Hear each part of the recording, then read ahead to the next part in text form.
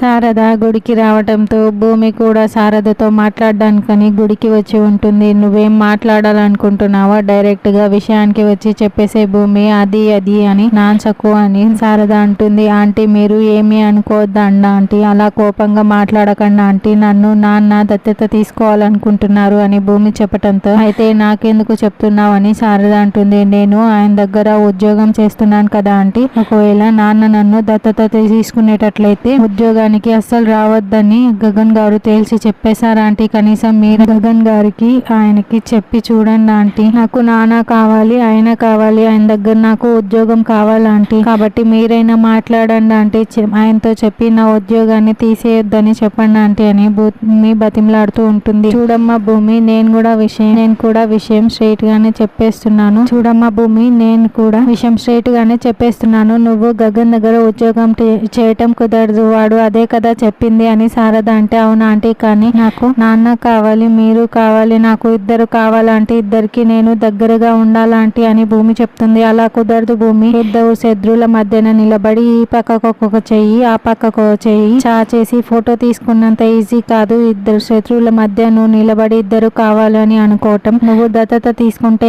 ఇప్పటికీ కూడా గగన్ దగ్గర ఉద్యోగం చేయటం అంటూ కుదరదు. నీకు దత్తత ముఖ్యమో ఆ ఉద్యోగం ముఖ్యమో నువ్వే నిర్ణయించుకో. ఒకవేళ నీకు ఉద్యోగమే కావాలనుకుంటే నీ మనసులో ఉన్నదేంటో గగన్ కి అర్థమయ్యేలా చెప్పు, అంతేకాని రెండు కావాలని మాత్రం అస్సలు మాట్లాడకు. ఏదో ఒకటి మాత్రమే నీకు దక్కుతుంది, నీ ఇష్టం, నువ్వే నిర్ణయించుకో అని శారద తెచ్చి చెప్పేస్తుంది. మరి ఇప్పటికైనా భూమి దత్తతని ఆపేస్తుందా అన్నది రానున్న ఎపిసోడ్ లో తెలుసుకుందాం.